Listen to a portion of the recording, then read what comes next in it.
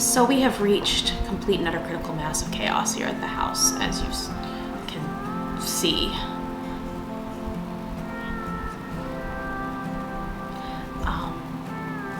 It's definitely stressing us out. It's stressing out our animals. We go through periods of time where we just do not see Amelia because she's hiding from us. We're preparing for what is going to be a 2-stage move. Because of the way things have shaken out with the housing market, we sold our house really fast. Like, we put it on the market, we had an open house, and the following day we had our offers, multiple offers, and which has been pretty typical of the housing market. And when, oddly enough, we actually did not have a house ready or house picked out when our house sold. We initially went up to Michigan in March, and we toured a house that we thought would be the house we would buy. We actually made an offer on it. We did the inspection, and then the inspection came back, and the house didn't have a furnace. So we asked the owners very nicely, could you put a furnace in? And they told us, no, we don't want to invest that kind of money in a house that we aren't going to be living in. So we're like, okay, well, we can't get a mortgage now because we can't get homeowners insurance on a house that doesn't have a furnace. So we had to look for alternative funding, which we found. But then because the house didn't have a furnace, it didn't appraise for as high as we would have liked. So we ended up having to walk away from the house because the owners wouldn't play ball with us as far as coming down on the price or, making the concession on the furnace. We were kind of lost. The whole situation was not great. Which brings us to house number 2. House number 2 was this gorgeous Italianate brick farmhouse that we just thought was awesome. We toured it, we made an offer, and we waited. This was after we had sold our house. So we made the offer on the Italianate the day that we found out that we had an offer on our own house. And we waited. We made the offer on Monday, and by Friday, we hadn't heard anything from the owner. The owner said he was still trying to decide whether or not he wanted to take our list price offer for this house. Granted, this was a Centennial farm. It had been in his family for 140 years, and here we are, some people from out of town trying to buy it, but he doesn't know from, anybody. He doesn't know from Steve, Adam, Tom, or Harry. So we kind of had that vibe that this wasn't going to happen either. So we found our current house, house number 3,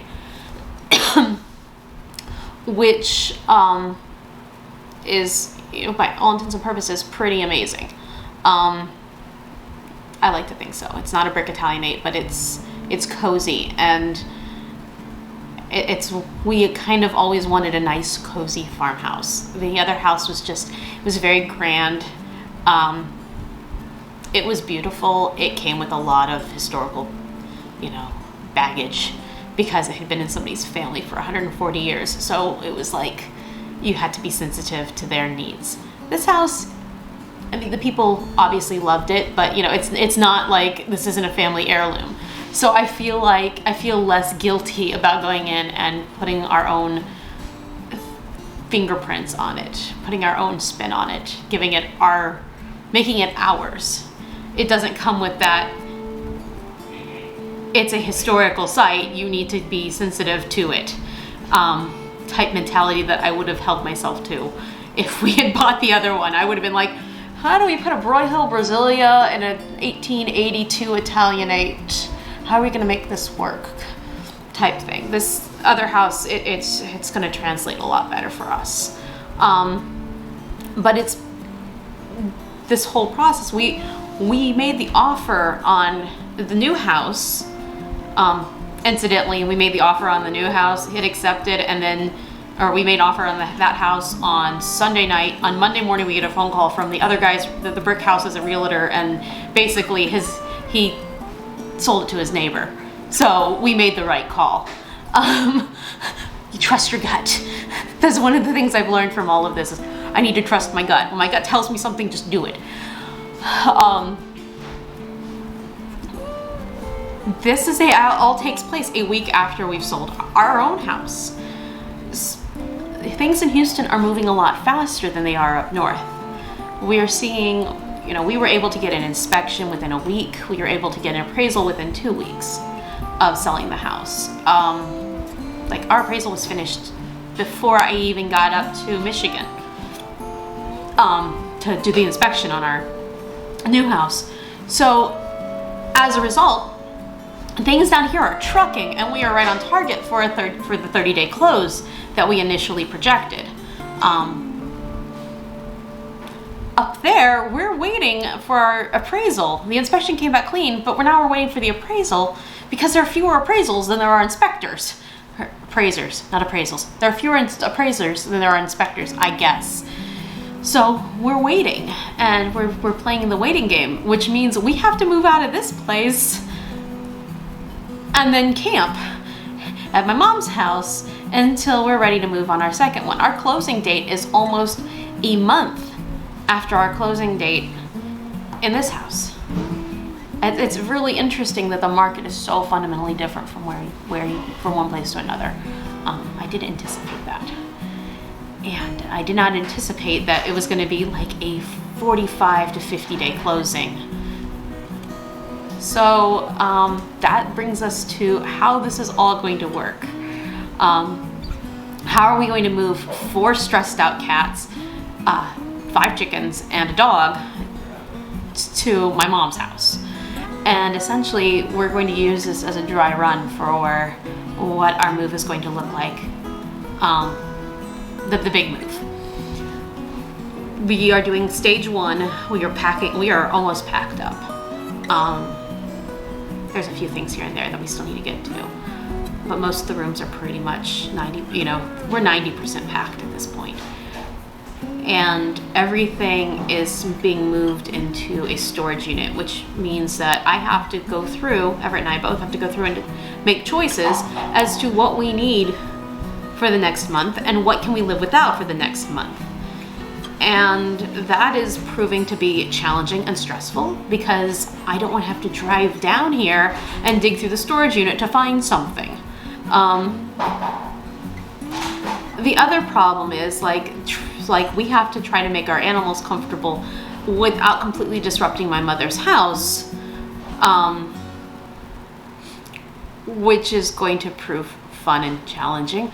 I had to build a temporary chicken housing setup at my mom's because our chicken tractor was written into the contract on the house, so it's staying here, which was kind of awesome. Makes me happy to know it's getting a good home. It bodes well for my garden sticking around, I think. But we have to try to we basically have to do a dry run of we have to move twice essentially. We have to do a 2-stage move. We have to move everything out of the house this week. It has to sit there in the storage unit for a month, and then we're going to have to move it all out again and move it all up north.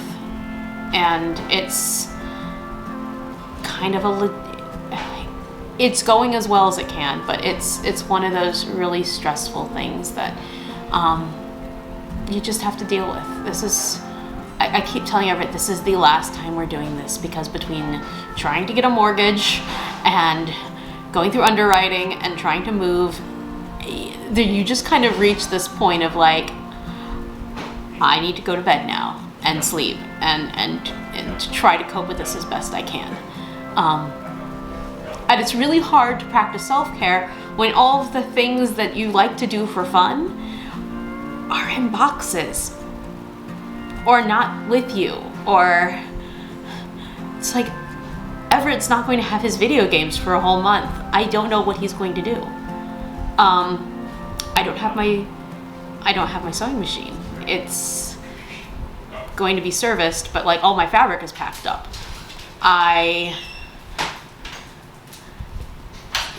All my bread making stuff is in boxes. we have a coffee maker at my mom's. That is exciting. We bought a new coffee maker and took it there so that we could have good quality coffee. No, my mom likes stuff that's really dark roasted, and we're kind of coffee snobs, as we've established. We're taking our coffee grinder so that we don't have to live like unwashed heathens. But it's trying to prioritize your values, and not, that sounds really pretentious, but it's like, what do I really, what are my first world problems? What do I really need to get me through this next, this next stressful period? And how am I going to keep myself busy for the next 30 days? How am I going to make content for the next 30 days? This is going to prove challenging, and I'm going to have to dig deep as far as my creativity goes. Or I'm just going to make a lot of videos of the dog running around. I haven't decided.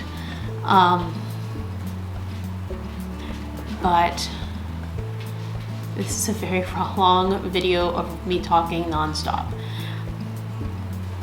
And it's kind of a therapeutic thing for me because it allows me to deal with and process some feelings that, are kind of weighing me down right now. The idea of leaving this house behind is proving harder than I thought it was going to be.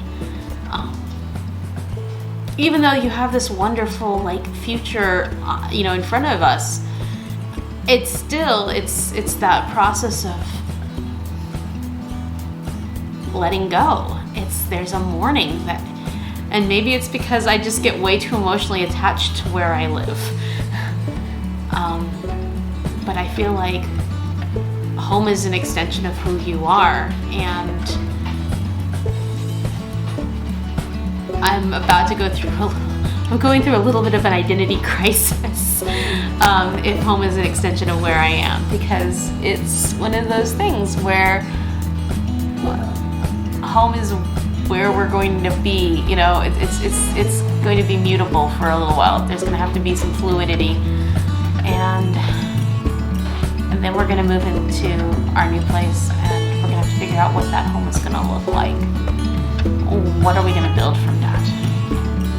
And that in itself is a lot of choices and a lot of challenges. So this is my deep thoughts with Miranda as I talk about what's going on, and I promise there'll be way more exciting videos in the future. Definitely the moving video. It's gonna get real, and then it's gonna get calm, and then it's gonna get real again. And hopefully I can maintain a degree of sanity and composure. Thanks for listening, guys. I'll see you soon. Bye.